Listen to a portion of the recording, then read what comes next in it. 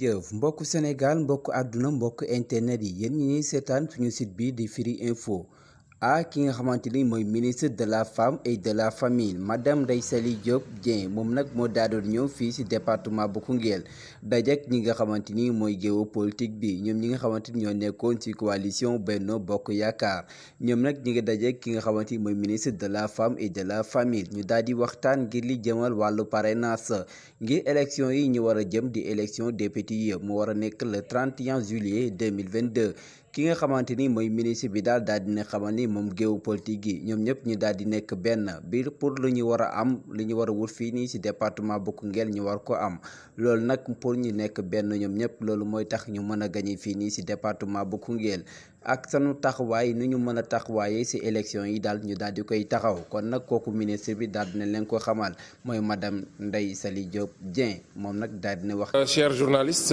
après vous avoir remercié d'être venus nombreux à cette manifestation politique de discussion, de réconciliation et d'écoute à l'endroit de tous les militants de la grande mouvance présidentielle ici au niveau de Koungheul.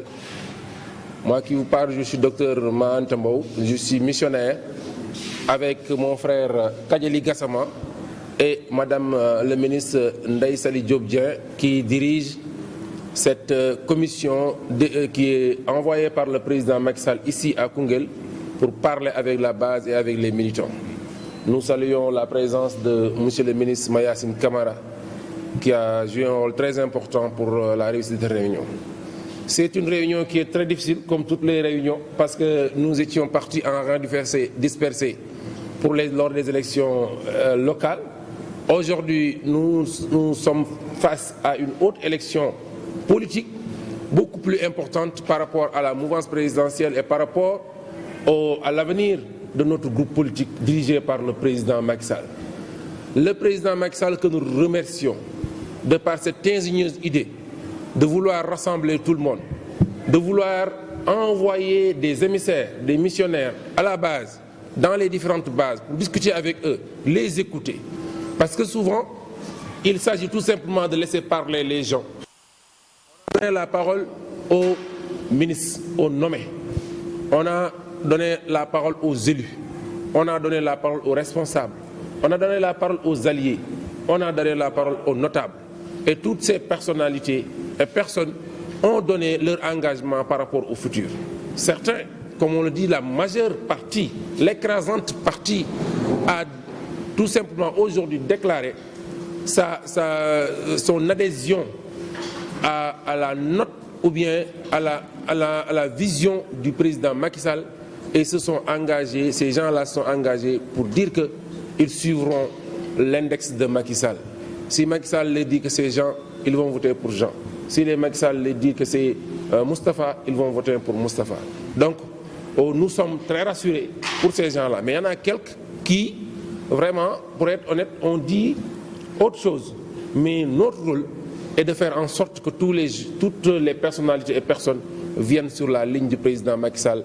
Et je sais, ici à Koungheul, c'est une ville politique, les gens sont intelligents, ils vont taire les querelles pour le triomphe de la grande majorité présidentielle de Benno Bokk Yaakaar, mais aussi du président Macky Sall. Et c'est ça l'essentiel. Donc nous vous remercions, vous aussi la presse, d'être venus nombreux et nous félicitons depuis ce matin, oui. Vous avez fait toutes les difficultés avec nous. Nous remercions aussi la population koungheulloise. Et ça, je pense qu'il faut qu'on le dise pour que le président Macky Sall l'entende. Ici à Koungheul, les gens l'aiment. Les gens veulent que le président Macky Sall reste encore au pouvoir les gens veulent que le président Macky Sall triomphe au soir du 31 juillet 2022. Et là, il faut qu'on fasse en sorte que ça tombe dans l'oreille du président Macky Sall, et il est le plus renseigné de tous. Donc nous vous remercions et à la prochaine. La suite, c'est quoi? La suite, la mission ne s'arrête pas aujourd'hui. C'est plusieurs missions. C'est nous avec les Kounguelois à la tête, Madame le ministre Ndeye Saly Diop, jusqu'à une liste consensuelle ou bien une liste que tout le monde va voter. Et ça, nous vous remercions d'être venus nombreux, et nous, il faut que tout le monde le sache. Nous sommes avec les Kounguelois, ce n'est pas un seul passage, et on a décidé, Madame la ministre à la tête de cette décision, de parler avec les femmes, de parler avec les partis alliés, de parler avec les jeunes, de parler avec les personnalités qui sont là et qui peuvent jouer un rôle. Et enfin, de parler avec tout le monde pour réconcilier tout le monde et aller de l'avant. Je vous remercie. Suñu mbokk journalistes yi ñoo ngi leen di nuyu yéen ñëpp di leen masawu coono di leen waxal ni man maay docteur Mahanta Mbow bokk ci missionnaire yi nga xamante ni ñoom le président Macky Sall yónni fii ci Koungheul ànd ko ak suñu frère Kadiali Gassama te missionnaire yooyu ci bopp ba madame la ministre Ndeye Saly Diop Dieng nekk ca àndoon ak ñun ñëw fii di dox mission président Macky Sall maanaam ñu nekkoon ndawi président Macky Sall ñuy nuyu waa Koungheul gi yëpp di rafetlu jataay bi ak teewaay bi. mbooloom politique ba amul coow baaxul, mais ñun politiciens yi ak ñi def politique yeewu nañu yeew goo xamante ni bu seen intérêt mettre en jeu ñu ànd, te loolu la ñuy yaakaar fii ci Koungheul. Madame la ministre Ndeye Saly Diop nag ñoo ngi koy remercier di ko féliciter ci ni mu tenir réunion bi, ndax lu coow li am démb avant ñu ñëw fii dañu noon réunion du fi am. ma leen nañ dem bu soobee yàlla réunion dinañ fi am. yàlla dogal na réunion am na fi, ñoo ngi ko koy sante moom yàlla suñu borom di ko ci gërëm di ko ñaan li nekk suñu kanam lépp mu dimbali ñu ci ba li ñuy suñu mission bi ñu réussir ko ci jàmm ak salaam. donc madame la ministre Ndeye Saly Diop ñëw na wax ak waa Koungheul. nañu doxalee réunion bi mooy wax li fi ni ñu président Macky Sall yónni, te loolu lettre circulaire bi la ñu liir ci kanam ñëpp, ñu teg ko ñëpp xam ko. après ñu déglu waa Koungheul, déglu seen i njàmmat, déglu seen i doléance benn par benn, amul kenn ku bëggoon a tànn parole te joxuñu la parole, ñëpp déglu nañ ñëpp. bi loolu passé madame la ministre waxtaan na ak waa Koungheul ci enjeu yi nga xamante ni ci la nekk. waa Koungheul déglu nañ ko te jàpp nañu dégg na ko.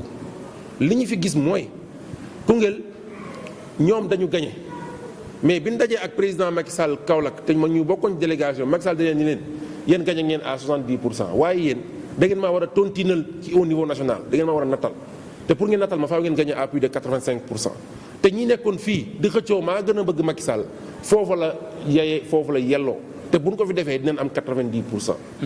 kon madame la ministre bi waxee ñoom ñi ëpp si ñoom maanaam buñ ko jëloon ci téeméer juróom-ñeent fukk bi yëpp ak lu topp wax nañ ne ku fi Macky Sall teg ku mu joxoñ kooku la ñuy àndal.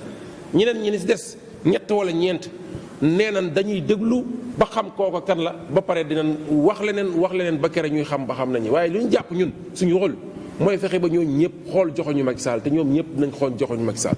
parce que mën nañoo dof-doflu wala ñuy gëmmentu wala ndajant mais nelawuñu, ñun ñëpp si yam, on gagne ou on disparaît.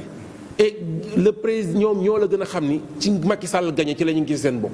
kon nag ñun ñëpp bu soobee yàlla ñu bokk ci délégation boo xamante ni ko Macky Sall tëggee rek mooy wane générosité am.